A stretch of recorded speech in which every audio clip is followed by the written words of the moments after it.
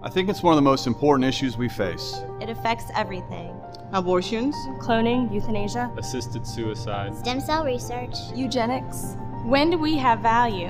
Who decides? Is it influenced by age, race, or ability? Who is a person? Personhood, the recognition that all human life is precious, that every person has the right to life, from their earliest biological creation to natural death. Personhood is about the foundation of our belief in the dignity of human life. And it's a look at what makes us human, what it means to be human, what rights all human beings should have. Personhood is the advancement of the Christian doctrinal position of Imago Dei, the image of God in man. It's where we ask government to recognize what God has already done, which is create an inalienable right to life for all innocent humans from their earliest biological beginning through natural death. We respect people for the simple fact that they're human beings.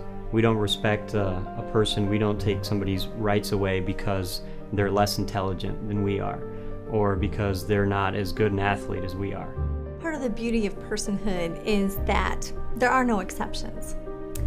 You wouldn't say that a child like me who was conceived in rape isn't a person. So why should we say that an unborn child who is conceived in rape is not a person? It was during the infamous Roe v. Wade case of 1973 that the Supreme Court failed to recognize the personhood of the unborn child. One of the important factors that has to be considered in this case is what rights, if any, does the unborn fetus have?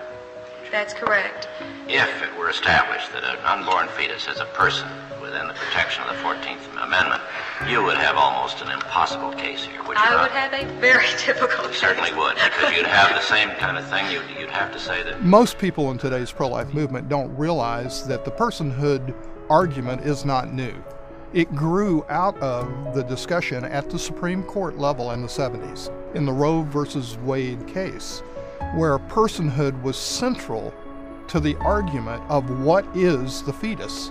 That indicates the importance of what was done in 1973, which was to separate the human being from the human person. Once you do that, it's just a question of what group you want to divest of their rights.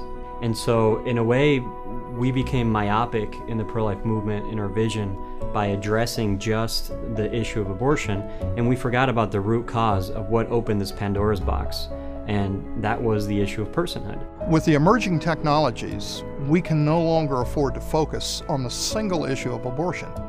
We have destructive stem cell research, we have cloning, we have human-animal hybrids, we have the complete transformation of the human genome into something other. These are dialogues and debates that we as the pro-life movement should be engaged in.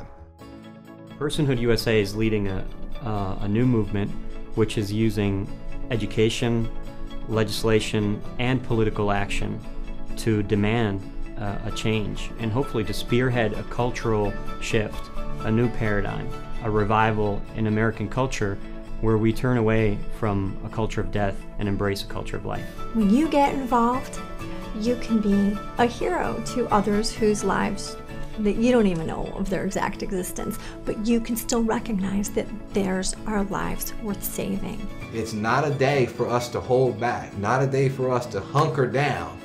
Today is the day for us to advance the message and upholding the value of every person. I am a person. I am a person.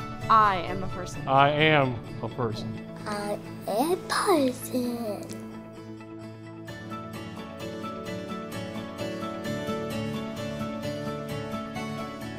Advancing personhood, the paramount right to life.